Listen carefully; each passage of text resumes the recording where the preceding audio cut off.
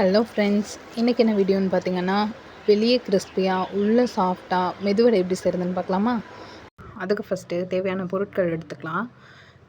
பச்சை மிளகாய், இஞ்சி, கருவேப்பிலை, வெங்காயம் இது நாளையுமே குட்டி குட்டியாக கட் பண்ணி எடுத்துக்கலாம். அதுக்கப்புறமா 2 டேபிள் ஸ்பூன் மிளகு, கேரட் ஆப்ஷனல் தான், அதையும் குட்டி குட்டியாக சாப் பண்ணி எடுத்துக்கலாம். இப்போது 1/2 கிலோ உளுந்தை 1 மணி நேரம் ஊற வச்சு அதை கொஞ்சமாக தண்ணி ஊற்றி நல்லா திக்கான கன்சிஸ்டன்சிக்கு அரைச்சி எடுத்துக்கலாம். ஒரு 3லேருந்து 4 டேபிள் ஸ்பூன் அரிசி மாவு எடுத்துக்கலாம். இப்போ வாங்க மெதுவடை பேட்டர் எப்படி ரெடி பண்ணுறதுன்னு பார்க்கலாம். அதுக்கு ஃபஸ்ட்டு நம்ம ரெடி பண்ணி வச்ச உளுந்த மாவில் நம்ம எடுத்து வச்ச மிளகு, பச்சை மிளகாய், இஞ்சி, பொடியாக நறுக்கின கருவேப்பிலை இது எல்லாத்தையுமே சேர்த்துக்கலாம். இதோட நறுக்கி வச்ச வெங்காயம் இதையும் ஆட் பண்ணிக்கலாம். அதுக்கப்புறமா நம்ம பொடியாக நறுக்கி வச்ச கேரட்டையும் இது கூட சேர்த்துக்கலாம்.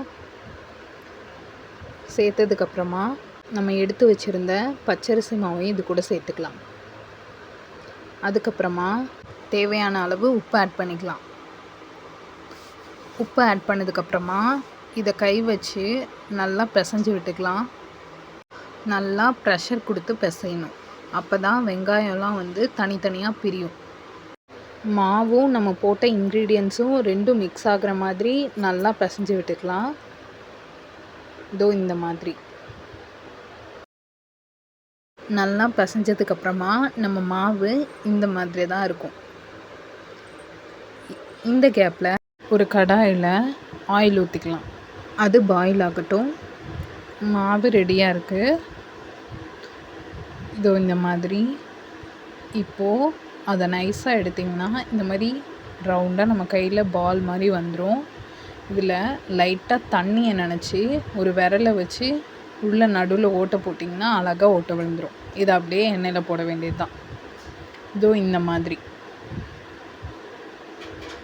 அடுப்பை ஃபுல்லில் வச்சுட்டு இந்த மாதிரி போட்டிங்கன்னா போட்ட உடனே இந்த மாதிரி மேலே வந்துடும்.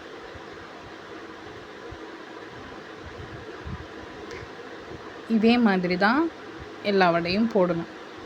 போட்டதுக்கப்புறமா இந்த மாதிரி பேக் சைடு திருப்பி விட்டுக்கலாம். 2 சைடும் ஈவனாக வேகணும்.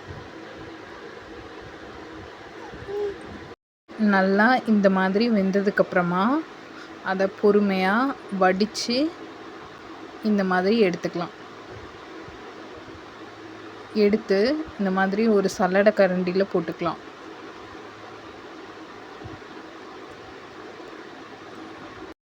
இதோ இந்த மாதிரி எல்லா வடையும் எடுத்ததுக்கப்புறமா அடுத்த பேட்ச் இதே மாதிரி பொரித்து எடுத்துக்கலாம்.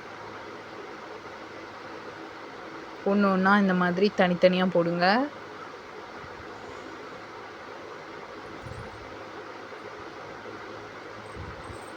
இதோ இந்த மாதிரி பொறுமையாக கையை வச்சு எடுத்து விட்டிங்கன்னா அழகாக விழுந்துடும். அதுக்கப்புறமா லைட்டாக கரண்டி வச்சு அதை தனியாக பிரித்து விட்டுருங்க. ஏன்னா ஒன்றோட ஒன்று ஒட்டாமல் இருக்கிறதுக்காக. இப்போ நல்லா வேகட்டும். இந்த மாதிரி வெந்ததுக்கப்புறமா பேக் சைடு திருப்பி விட்டுக்கோங்க. 2 சைடும் ஈவனாக வேகணும். அதுக்காக தான் இந்த மாதிரி திருப்பி விடணும். திருப்பி விட்டு நல்லா வேகட்டும். இப்போ நல்லா வெந்ததுக்கப்புறமா அதை ட்ரைன் பண்ணிவிட்டு இந்த கரண்டியில் எடுத்து வச்சுக்கலாம். இந்த மாதிரி பொறுமையாக ஒன்று ஒன்றா எடுத்துக்கலாம். இதே மாதிரி செஞ்சிங்கன்னா கண்டிப்பாக வடை ஆயில் குடிக்காது. நல்லா சூப்பராக சாஃப்டாக மேலே கிறிஸ்பியாக உள்ளே சாஃப்டாக சூப்பராக ரெடி ஆகிடும். ஃபைனலாக நம்ம வடை பார்க்க இந்த மாதிரி தான் இருந்தது. நீங்களும் ட்ரை பண்ணிவிட்டு எப்படி இருந்ததுன்னு மறக்காமல் கமெண்ட் பண்ணுங்கள். மறக்காமல் சப்ஸ்கிரைப் பண்ணுங்கள், லைக் பண்ணுங்கள். நம்ம சேனலுக்கு தொடர்ந்து சப்போர்ட் கொடுத்துட்டே இருங்க.